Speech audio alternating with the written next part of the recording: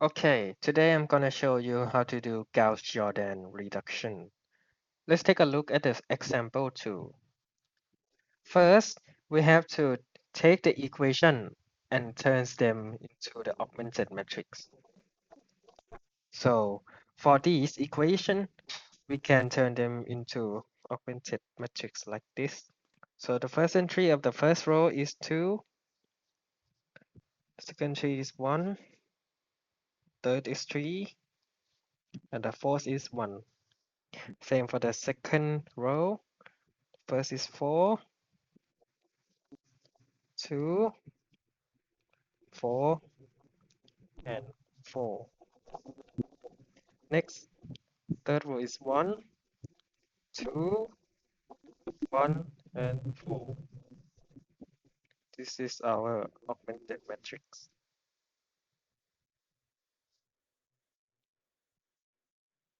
Next, after we got the augmented matrix, first we have to find the pivot entry of the first row. This is the first row, right? And the pivot entry is the first entry that is not 0. This is it, right? This entry is the first one and it is not 0. So this is become the pivot entry. Then the pivot entry should become 1 and the other entry in the same column.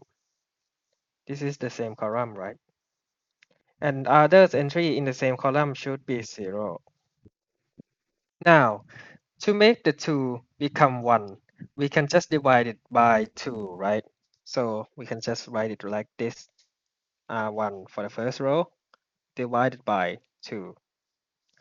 So the first row become 1 and 1 over 2 and 3 over 2 and 1 over 2. Now for the second row, to make 4 become 0, we have to use the pivot entry. So we can write it down like this. R2, which is 4, minus 2 times R1, which is 2. So it's become 4 minus 2 times 2, which is 4 minus 4, which is 0. So the second row become 0, and the next entry is 2 minus 2 times 1. So it's 2 minus 2, which is 0. So it's become 0. Next, it is 4 minus 2 times 3, which is 4 minus 6, which is minus 2. So it's become minus 2. And lastly, 4 minus 2 times 1, which is 4 minus 2. So it's become 2. This is the second row. And for the third row, we have to make 1 become 0. So we can use the first row by R3 minus R1 divided by 2.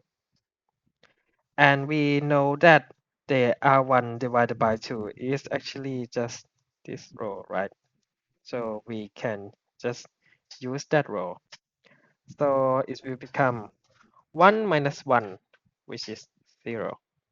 And 2 minus 1 over 2, which is 1 and 1 over 2, which is actually just 3 over 2.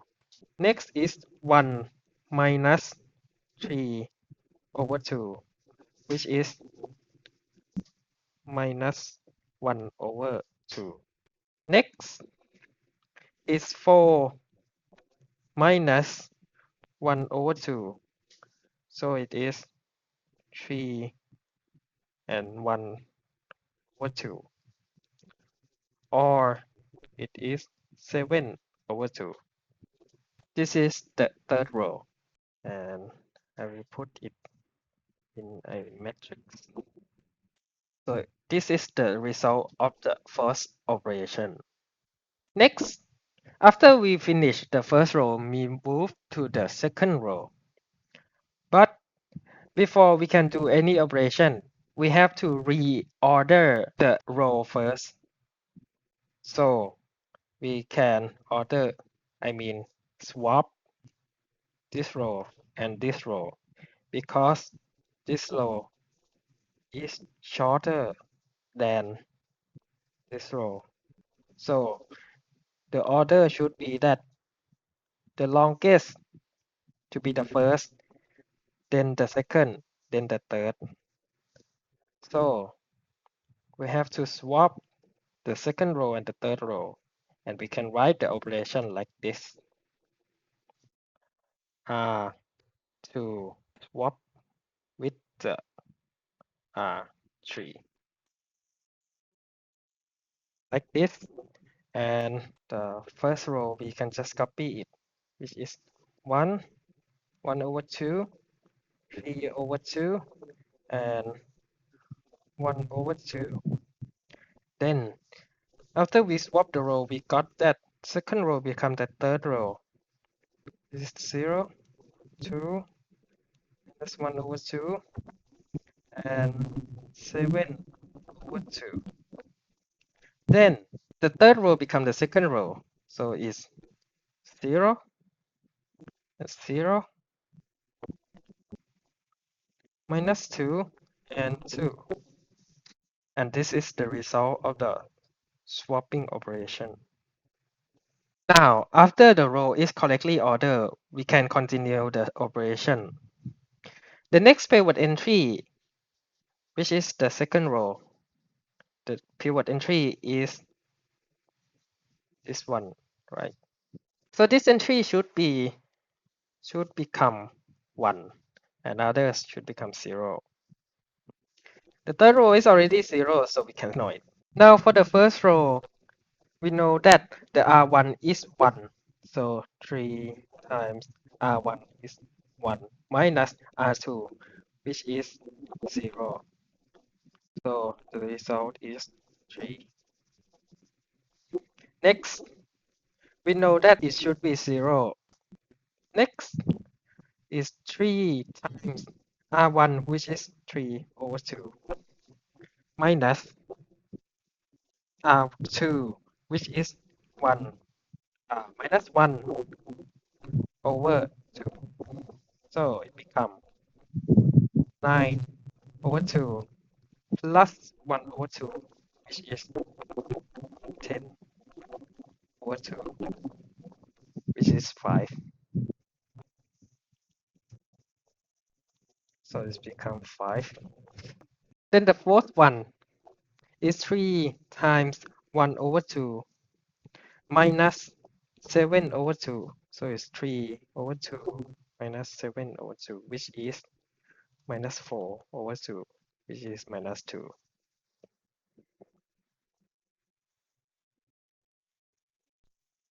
Now for the second row, first entry of the second row is 0, so it's just 0. And the second entry is 3 over 2, so it's 2 over 3 times 3 over 2, which is 1. So the third entry is 2 over 3 times minus 1 over 2. Cancel out. So it's minus 1 over 3.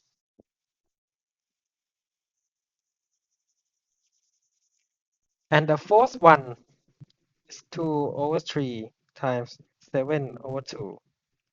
So it's become 7 over 3.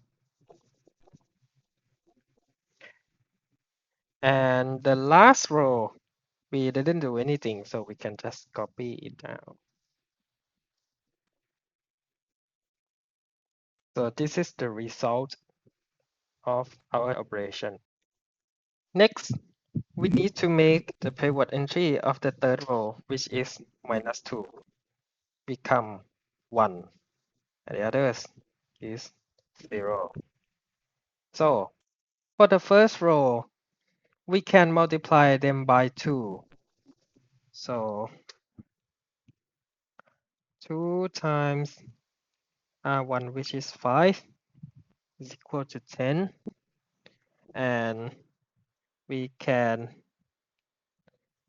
add it by 5 times R3.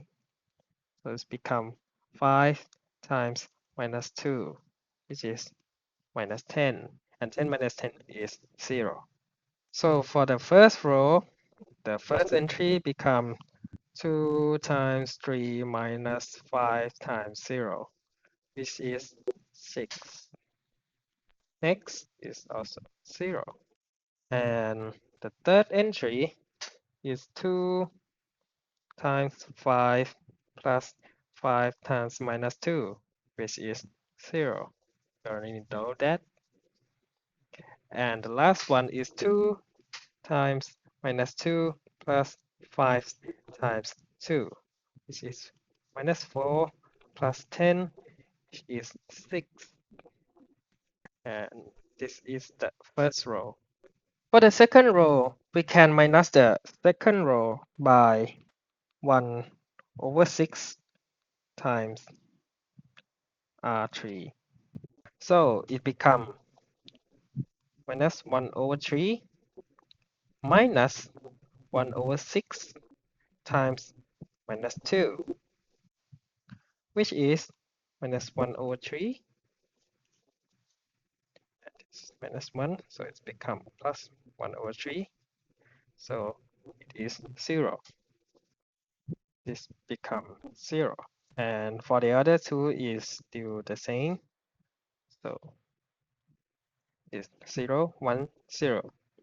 And the last one, which is 7 over 3 minus 1 over 6 times 2, which is 7 minus 1 all over 3, which is 6 over 3, and it is 2. So this becomes 2. The last one, for the third row, we can just divide it by minus 2. So the result will be this become 0, this is 0, this become 1, and this become minus 1. So this is the result of the operation. Now, lastly, our pivot entry of all the 3 rows. There's one row that still not correctly in the form because this entry should be 1, not 6. So we can divide the first row by 6. So this should become 1, and the other is still the same. This become 1, and the other is still the same. So, and there we go.